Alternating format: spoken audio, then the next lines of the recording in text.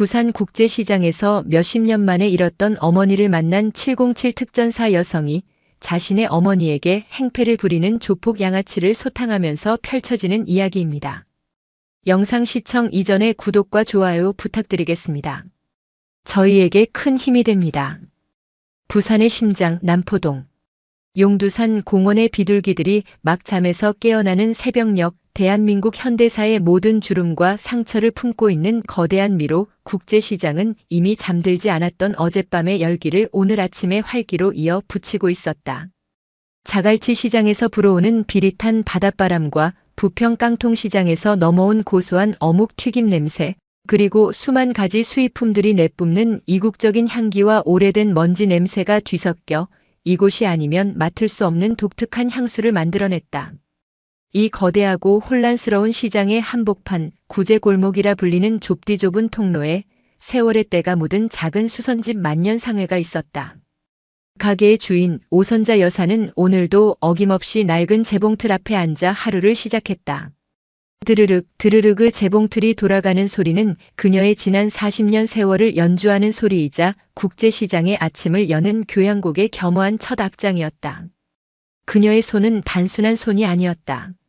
굳은 살 박인 손가락은 닳고 다른 옷들의 상처를 꿰맸고 바늘에 찔린 무수한 흉터는 이 거친 시장에서 살아남기 위한 그녀의 투쟁을 기록한 점자였다. 그녀는 낡은 군복의 해진 부분을 꿰매다가 잠시 재봉틀을 멈추고 작은 쇠로 된 반짓고리를 열었다. 그 안에는 색색의 실과 바늘들 사이에 그녀만의 보물이 고이 간직되어 있었다.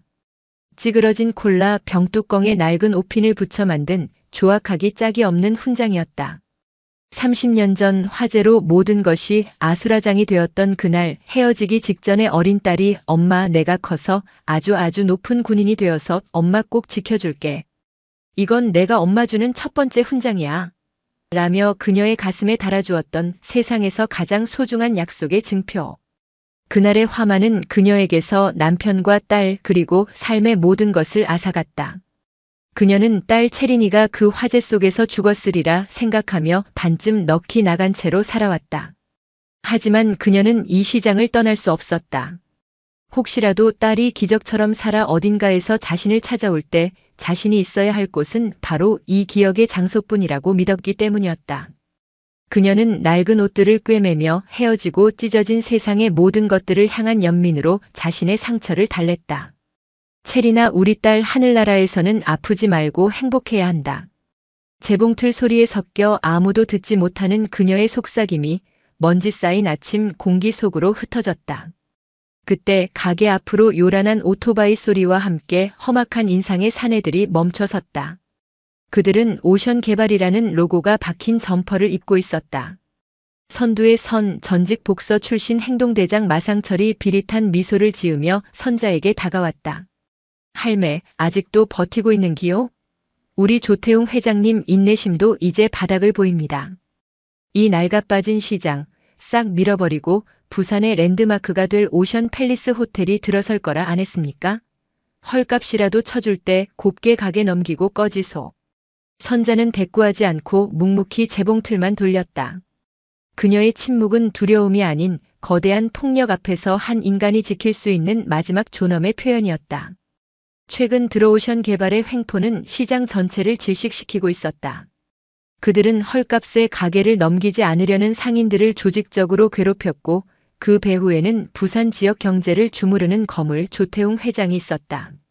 선자는 자신의 가게 건너편 할머니의 뒤를 이어 용감하게 빈티지 의류샵을 연 젊은 아가씨 유리가 저들에게 시달리는 것을 보면 자신의 무력함에 가슴을 쳤다.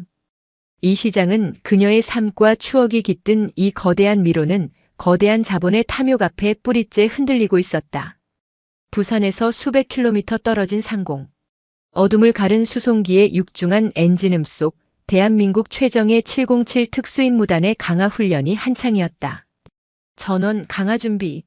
확성기를 통해 울려 퍼지는 목소리는 놀랍게도 젊은 여성의 것이었다. 그녀의 이름은 강채린, 계급은 대위. 발키리라는 콜사인으로 불리는 707 최초의 여성 중대장이었다. 그녀는 단순한 최정예 요원이 아니었다. 수십 명의 부대원들의 목숨을 책임지는 지휘관이었다.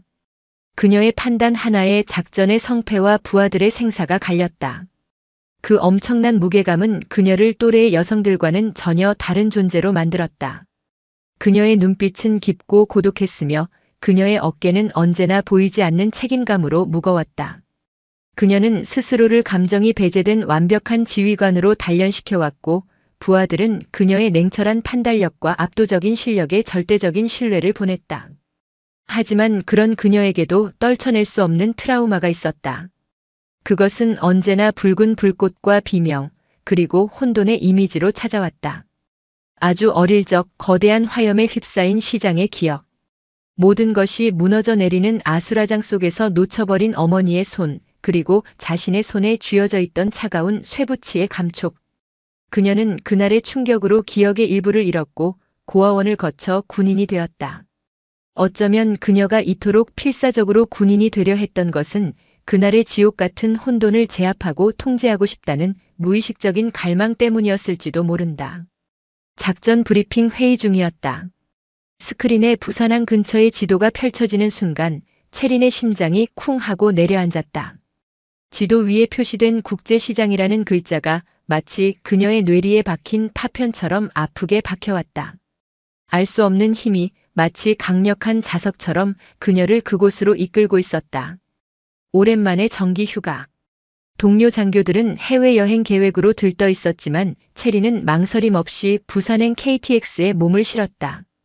그것은 휴식이 아닌 잃어버린 자신을 찾아 떠나는 순례이자 가장 고통스러운 전장을 향한 귀환이었다. 부산역에 내린 체리는 곧장 국제시장으로 향했다. 시장 입구에 선 순간 그녀는 거대한 시간의 소용돌이 속으로 빨려 들어가는 듯한 현기증을 느꼈다. 먼지와 녹 그리고 바다의 짠내가 뒤섞인 공기. 알아들을 수 없는 거친 부산 사투리. 미로처럼 얽히고 설킨 골목들. 모든 것이 낯설었지만 동시에 세포 하나하나가 이곳을 기억하고 있다고 비명을 지르는 듯 했다.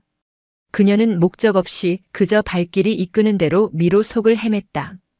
군용 물품을 파는 골목, 수입 과자를 파는 골목, 그리고 낡은 옷들이 산더미처럼 쌓여있는 구제골목. 그녀의 발걸음이 구제골목의 한 허름한 가게 앞에서 우뚝 멈춰섰다. 만년상회.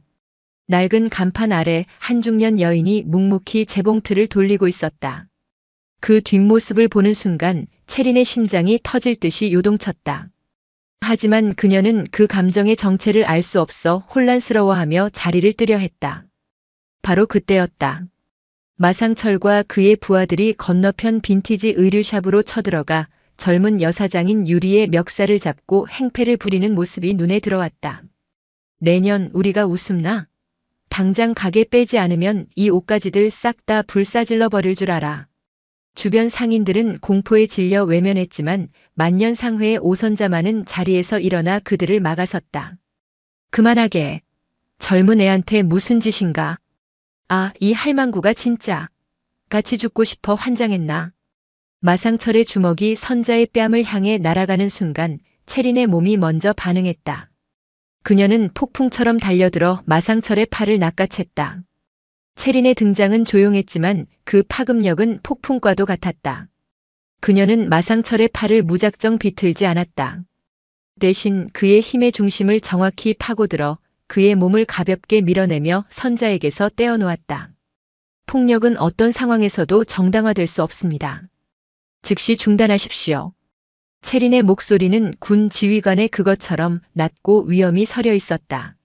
마상철은 자신의 팔을 아무렇지 않게 뿌리친 이 젊은 여자를 보며 당황했다. 뭐야, 넌 또? 여긴 내가 나설 자리가 아니야. 이분과 이 가게의 주인은 대한민국 국민입니다.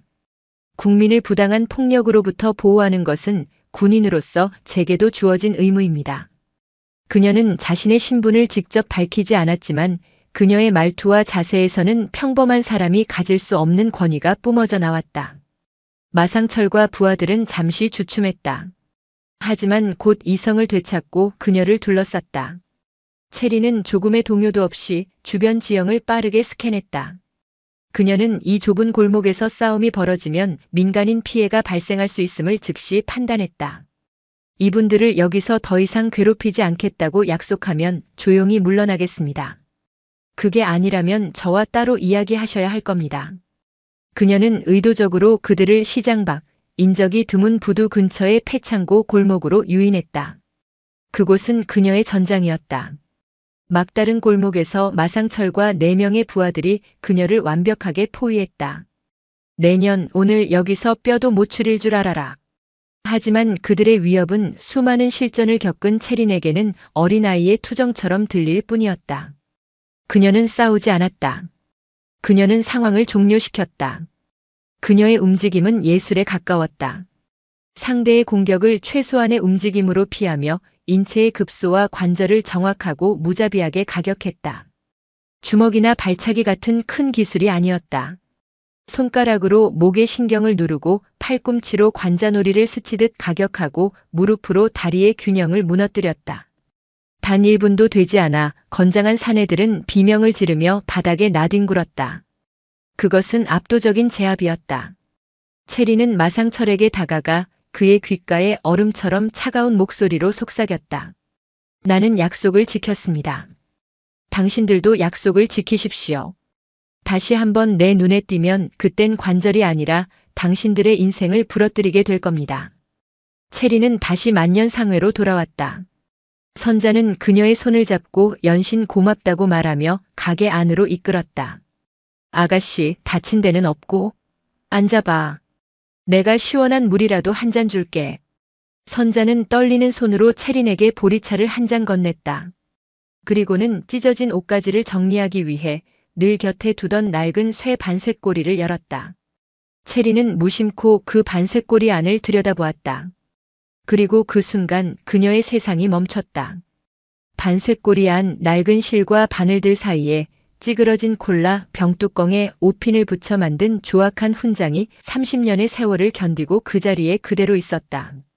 그 훈장을 보는 순간 체린의 머릿속을 지배하던 두꺼운 안개가 한순간에 걷혔다. 잊고 있던 것이 아니었다. 봉인되어 있던 모든 기억의 빗장이 폭포수처럼 열려버렸다. 화염과 비명으로 가득 찬 시장. 자신을 끌어안고 필사적으로 뛰던 어머니의 모습. 무너지는 건물 잔해에 깔린 어머니. 그리고 자신이 울면서 어머니의 가슴에 달아주었던 병뚜껑 훈장.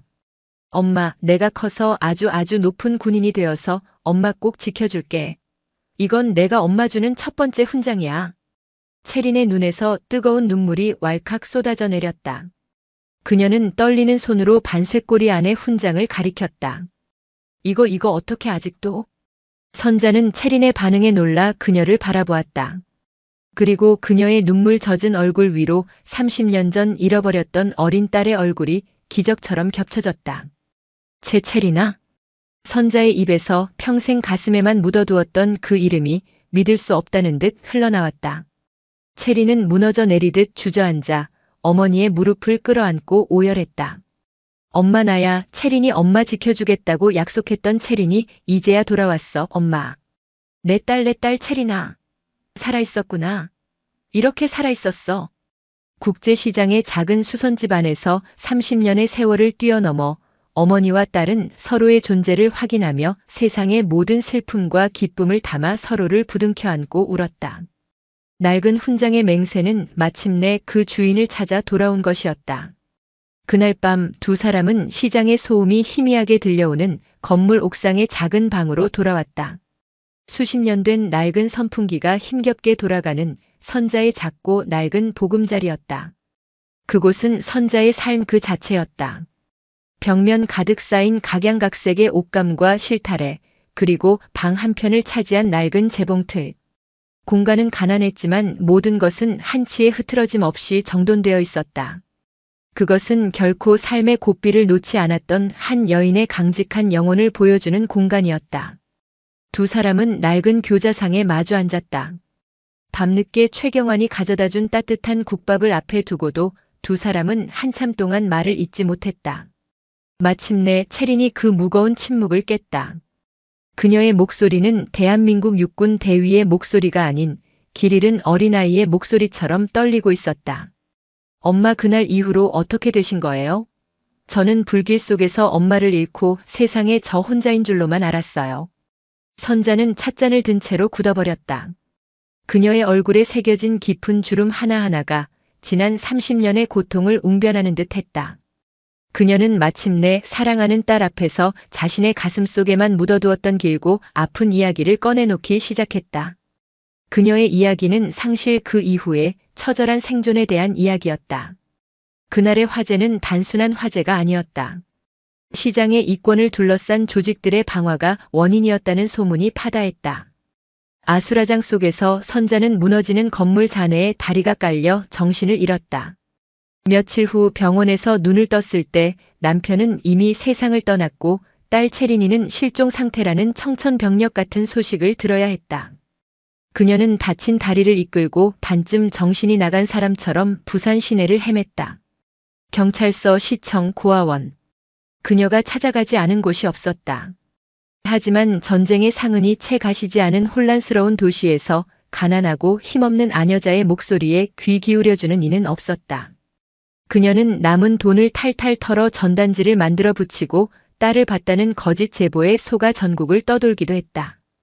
결국 이 어미는 돌아올 곳이 여기밖에 없더구나. 내가 사라진 이곳, 내 마지막 숨결이 남아있는 이곳을 떠나면 정말로 너를 영영 잃어버리는 것만 같아서. 그녀는 다시 국제시장으로 돌아와 남편이 남긴 낡은 재봉틀 하나로 만년상회를 열었다. 찢어지고 해진 옷들을 꿰매는 것은 그녀에게 찢어진 자신의 삶과 마음을 기워내는 기도와도 같았다. 그녀는 시장의 모든 상인들의 옷을 수선해주며 그들의 아픔과 기쁨을 함께 나누는 시장의 일부가 되었다. 그녀는 매일 밤 딸이 남기고 간 찌그러진 병뚜껑 훈장을 보며 언젠가 기적이 일어날 것이라는 신락 같은 희망을 놓지 않고 30년의 세월을 버텨온 것이었다. 체리는 어머니의 이야기를 들으며 자신의 온몸을 지배했던 차가운 고독의 성이 무너져 내리는 것을 느꼈다. 자신이 그토록 증오했던 혼돈 속에서 어머니는 자신보다 더 처절하게 싸우고 버티고 기다려왔다. 자신이 실패했다고 생각했던 보호의 약속을 어머니는 온몸으로 온 생애로 지켜내고 있었던 것이다. 그녀는 비로소 깨달았다. 자신의 군인으로서의 정체성은 어쩌면 그날 어머니에게 약속했던 지켜주겠다는 어린아이의 맹세를 평생에 걸쳐 실천하려는 무의식적인 몸부림이었을지도 모른다는 것을. 체리는 말없이 일어나 어머니의 곁으로 다가갔다. 그리고 어머니의 거친 손, 자신의 기억 속에 아프게 박혀있던 그 화상 입은 손을 자신의 두 손으로 따뜻하게 감쌌다. 괜찮아요, 엄마.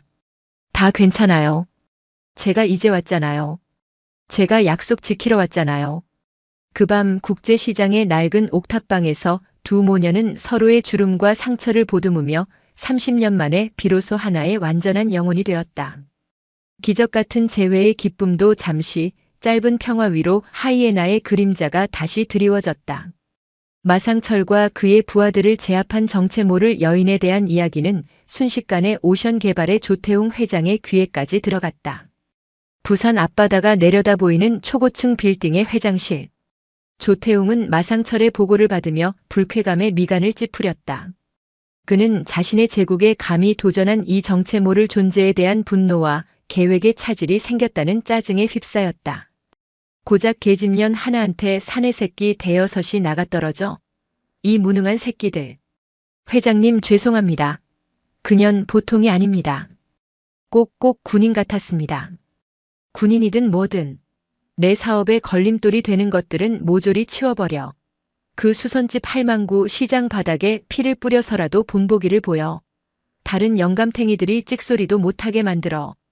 그리고 그 계집년도 찾아서 팔다리라도 성하게 두지 마. 조태웅의 잔인한 명령이 떨어졌다. 다음 날 국제시장은 그야말로 아수라장이 되었다. 마상철은 이전보다 훨씬 더 많은 수의 조직원들을 이끌고 대낮에 만년상회를 습격했다. 그들의 목표는 단순한 괴롭힘이 아니었다. 완벽한 파괴였다. 그들은 선자의 분신과도 같았던 낡은 재봉틀을 바닥에 내동댕이쳐 박살냈고 수십 년간 모아온 형형색색의 실타래와 옷감들을 칼로 찢어발겼다. 그리고 그 모든 것을 막아서는 선자를 거칠게 밀어 넘어뜨렸다. 선자는 바닥에 쓰러져 자신의 삶이 산산조각 나는 모습을 속수무책으로 지켜봐야 했다. 이게 우리 조 회장님 말 거역한 대가다, 이 할망구야. 다음은 내년 목숨이야. 바로 그때였다. 건너편 군용물품 가게에서 이 모든 것을 지켜보던 박만수 씨가 포효하며 뛰쳐나왔다. 해병대 상사 출신인 그는 시장의 어른이자 약한 여인에게 가해지는 비열한 폭력을 더 이상 좌시할 수 없었다. 이게만도 못한 새끼들아. 니들 어른한테 뭐하는 짓이고. 박만수는 혼자서 몇 명의 조직원들을 상대하며 선자를 보호하려 했지만 중과부적이었다. 그는 조직원들이 휘두른 쇠 파이프에 팔을 맞고 쓰러졌다. 시장 상인들은 공포에 질려 감히 나서지 못했고 국제시장은 무법천지가 된 듯했다. 잠시 은행 업무를 보고 돌아오던 채린의 눈에 그 처참한 광경이 들어왔다. 박살난 가게, 바닥에 쓰러져 신음하는 어머니와 그녀를 지키려다 다친 박만수. 그 순간 채린의 머릿속에서 이성의 퓨즈가 끊어져 나갔다. 그녀의 눈빛에서 지휘관의 냉철함은 사라지고 오직 자신의 가족을 해친 짐승들을 향한 원초적이고도 선멸적인 분노만이 이글거렸다. 그녀는 땅에 떨어진 쇠 파이프 하나를 집어들었다. 그리고 하이에나 무리를 향해 분노의 화신이 되어 걸어 들어갔다. 채린의 등장은 전장의 흐름을 바꾸는 증원군과도 같았다. 그녀는 쇠 파이프를 휘두르지 않았다. 그녀는 그것을 자신의 신체 일부처럼 사용하며 조직원들의 공격을 막고 흘려내고 그들의 무릎과 어깨 관절을 정확하게 가격했다. 그녀의 움직임은 분노에 차 있었지만 동시에 무서울 정도로 정교하고 효율적이었다. 겁에 질린 조직원들은 마상처를 버려두고 뿔뿔이 흩어져 도망쳤다. 채린은 다친 어머니와 박만수를 부축했다.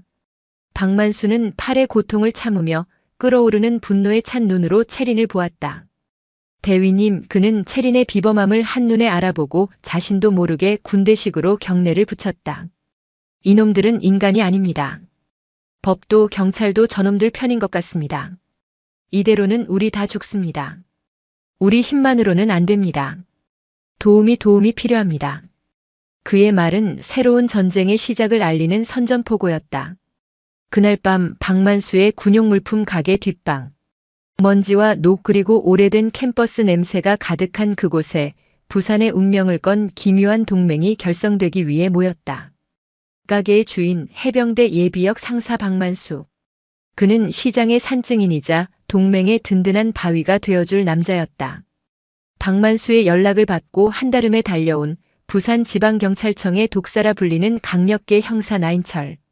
그는 조태웅 회장의 비리를 오랫동안 추적해왔지만 번번이 상부의 압력에 막혀 좌절해야 했던 냉소주의자이면서도 속에는 뜨거운 정의감을 품고 있는 인물이었다. 그리고 마상철에게 괴롭힘을 당했던 젊은 디자이너 김유리. 그녀는 두려움에 떨면서도 이대로 당하고만 있을 수 없다는 생각에 용기를 내어 이 자리에 나왔다. 그녀는 시장의 젊은 상인들을 대표하는 목소리가 되어줄 것이었다. 마지막으로 이 모든 것의 중심에 선 707 특임단 대위 강채린. 그녀는 이제 단순히 잃어버린 과거를 찾으러 온 이방인이 아니었다. 그녀는 자신의 어머니와 새로운 이웃과 삶의 터전 전체를 지켜야 하는 이 전쟁의 총사령관이었다. 나인철 형사가 잔뜩 찌푸린 얼굴로 입을 열었다. 조태웅? 그 인간은 시장이 아니라 시장이랑 술 마시는 종자야. 경찰이 섣불리 건드렸다간 건드린 놈 목이 먼저 날아가지. 공식적인 방법으로는 절대 못 잡아. 유리가 떨리는 목소리로 말했다. 저희 가게뿐만 아니에요. 시장 상인 대부분이 협박에 시달리고 있어요. 하지만 다들 보복이 두려워 아무 말도 못하고 있어요. 채리는 모든 이야기를 들은 후 낡은 탄약 상자 위에 부산항 일대의 지도를 펼쳤다. 그녀의 눈빛은 다시 지휘관의 그것으로 돌아와 있었다. 알겠습니다. 그럼 우리 방식대로 가겠습니다. 이 전쟁은 두 개의 전선에서 동시에 치러집니다. 그녀는 지도의 한 부분을 손가락으로 가리켰다. 첫째, 여론전입니다. 유리 씨와 나인철 형사님께서 도와주십시오. 오션 개발의 불법적인 만행을 세상에 알려야 합니다.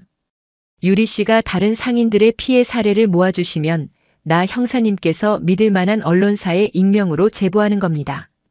뱀의 목을 치기 전에 뱀이 숨어있는 굴을 햇볕 아래로 끌어내야 합니다. 그리고 그녀는 박만수를 바라보았다. 선배님과 저는 직접 뱀의 이빨을 부러뜨리겠습니다. 그녀의 눈빛이 칼날처럼 날카로워졌다. 나 형사님의 정보에 따르면 조태웅의 자금줄 중 하나가 부산항을 통한 밀수라고 들었습니다. 황철민 같은 길거리 깡패가 아니라 놈들의 진짜 돈줄을 끊어버리는 겁니다. 놈들의 다음 밀수 현장을 찾아내 그곳을 급습합니다. 707 대위 해병대 예비역 부패한 조직에 맞서는 형사, 그리고 용기를 낸 젊은 디자이너. 어울리지 않는 조합이었지만 그들의 눈에는 공동의 적을 향한 뜨거운 분노와 결의가 불타오르고 있었다. 체리는 자신의 새로운 부대원들을 둘러보았다. 그녀의 전쟁은 이제 시작되었다. 그녀가 지켜야 할 조국은 이제 대한민국이라는 거대한 이름이 아닌 국제시장이라는 작고 혼란스러운 그러나 세상에서 가장 소중한 이름이 되어 있었다. 그녀는 지도를 가리키며 낮고 단호한 목소리로 말했다. 브리핑을 시작하겠습니다. 강철의 동맹이 결성된 그날 밤 이후 국제시장에는 보이지 않는 전쟁의 그물이 촘촘히 짜이기 시작했다. 그들의 작전은 두 개의 거대한 파도처럼 빛과 그림자의 영역에서 동시에 밀려 들어갔다. 빛의 작전은 용기를 낸 젊은 디자이너 김유리의 손에서 시작되었다. 그녀는 더 이상 두려움에 떠는 피해자가 아니었다. 자신의 삶과 이웃의 터전을 지키기 위해 일어선 작지만 단단한 투사였다. 그녀는 나인철 형사의 조언에 따라 비밀리에 젊은 상인들을 규합했다. 보안 메신저를 통해 연락을 주고받으며 오션 개발의 만행에 대한 증거를 차곡차곡 수집했다. 가게 앞에 설치된 CCTV 영상, 황철민 일당의 협박이 담긴 음성 파일, 뜯겨나간 상인들의 계약서 사본들이 하나의 거대한 디지털 서류철로 집대성되었다. 그것은 시장 상인들이 스스로의 힘으로 써내려가는 고통과 저항의 역사였다. 마침내 결정적인 증거가 확보되자 나인철 형사는 움직였다.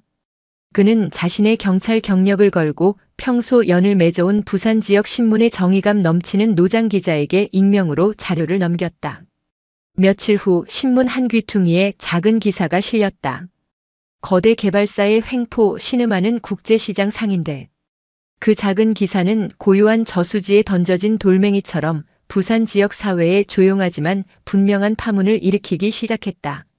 한편 그림자의 작전은 항구의 밤을 배경으로 펼쳐졌다. 나인철 형사가 던져준 조태웅 회장의 자금줄 중 하나가 항구를 통한 밀수 같다는 희미한 정보 하나를 들고 채린과 박만수는 부산항의 어두운 그림자 속으로 스며들었다. 두 사람은 밤마다 항구 근처에 버려진 건물에 잠복했다. 녹슨 쇠 냄새와 디젤유 냄새, 그리고 멀리서 들려오는 기적 소리가 그들의 배경음악이었다. 며칠간의 끈질긴 잠복 끝에 그들은 마침내 수상한 패턴을 발견했다. 매주 수요일 자정이 넘은 시각, 공식 항로를 벗어난 낡은 어선 한 척이 7번 부두의 폐창고 앞으로 접근하는 것이었다. 잠시 후 냉동 수산물을 운반하는 것으로 위장된 트럭들이 창고로 들어갔다가 나오는 모습이 포착되었다. 뭔가 이상합니다. 채린이 최신형 열화상 카메라로 트럭을 스캔하며 말했다. 냉동 트럭이라면서 화물칸의 온도가 외부와 거의 차이가 없습니다.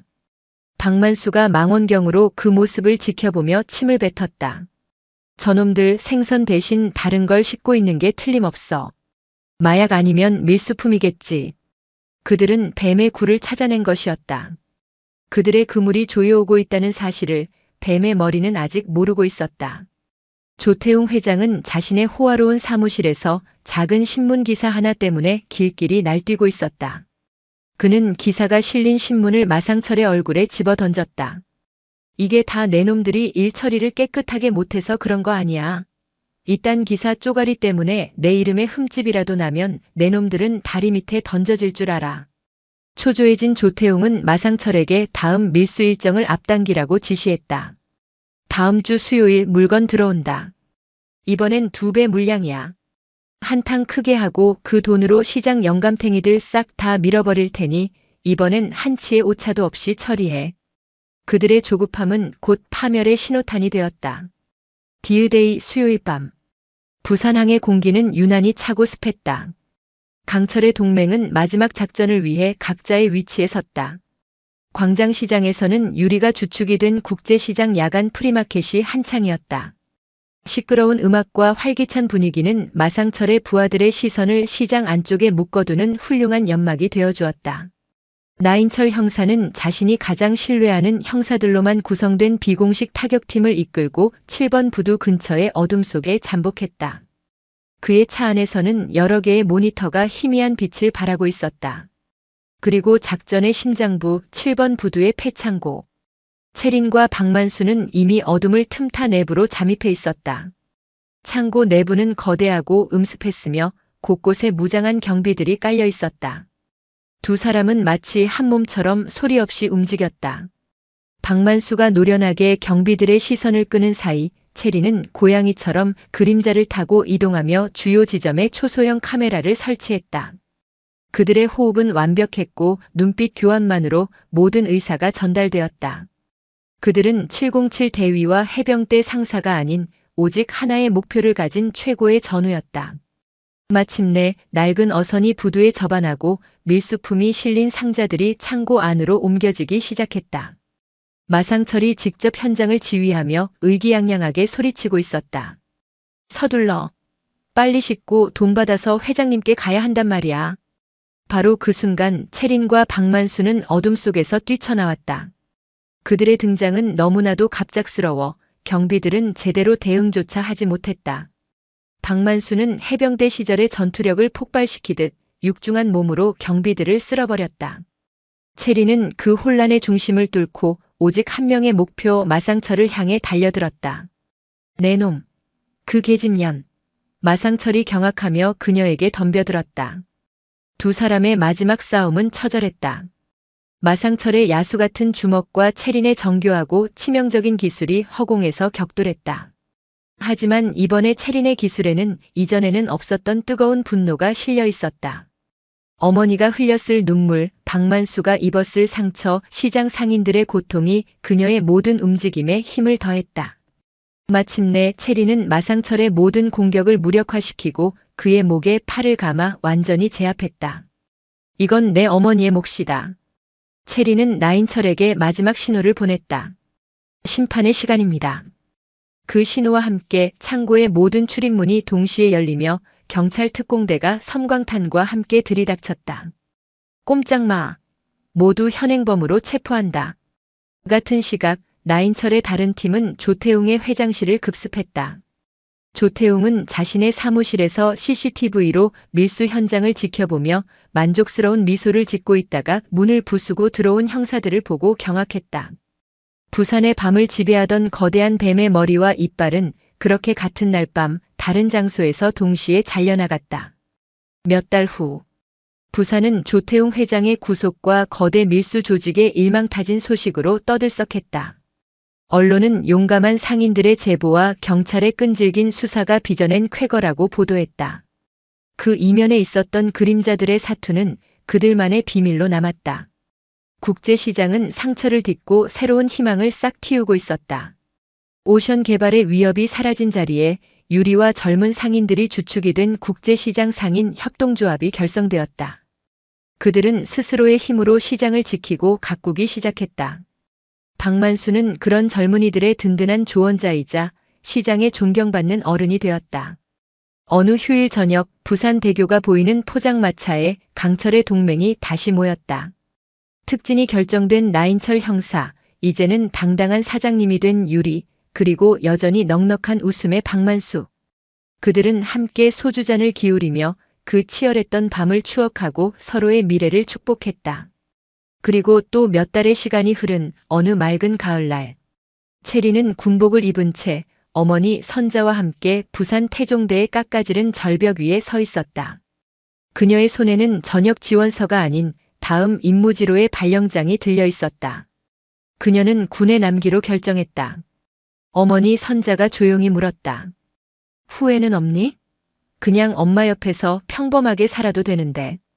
채리는 말없이 어머니의 손을 잡고 저 멀리 펼쳐진 수평선을 바라보며 대답했다. 엄마, 저는 평생 제가 왜 군인이 되려 했는지 몰랐어요. 혼돈을 제압하고 제 자신을 증명하고 싶어서인 줄 알았죠. 하지만 이제는 알아요. 제가 지켜야 할 조국이 바로 엄마의 저 웃음이고 국제시장의 그 시끄러운 소음이고 박만수 아저씨의 의리이고 유리 씨의 꿈이라는 걸요. 저는 이제 제가 무엇을 위해 싸워야 하는지 아는 진짜 군인이 된 것 같아요. 그녀는 자신의 가슴에 달린 번쩍이는 대위 계급장 옆에 주머니에서 꺼낸 낡고 찌그러진 병뚜껑 훈장을 나란히 달았다. 차가운 금속으로 만들어진 대한민국의 훈장과 어머니를 지키겠다는 한 아이의 뜨거운 약속이 담긴 훈장. 그 두 개의 훈장은 가을 햇살 아래 나란히 빛나고 있었다. 하나는 국가와의 약속이었고 다른 하나는 자기 자신과의 약속이었다. 이제 그녀에게 그 둘은 같은 무게를 가진 하나의 의미였다. 선자는 그런 딸의 모습을 세상에서 가장 자랑스러운 눈빛으로 바라보았다. 두 모녀는 말없이 그들을 갈라놓았던 동시에 다시 만나게 해준 저 거대하고 푸른 바다를 오랫동안 함께 바라보았다. 부산의 거친 바닷바람이 두 사람의 머리카락을 부드럽게 흩날리고 있었다. 그것은 상처의 바람이 아닌 모든 것을 치유하고 새로운 시작을 알리는 희망의 바람이었다. 국제시장의 녹슨 시간 위로 마침내 따뜻하고 찬란한 별이 떠오르고 있었다. 오늘도 시청해 주셔서 감사합니다. 영상이 즐거우셨다면 구독과 좋아요 부탁드리겠습니다.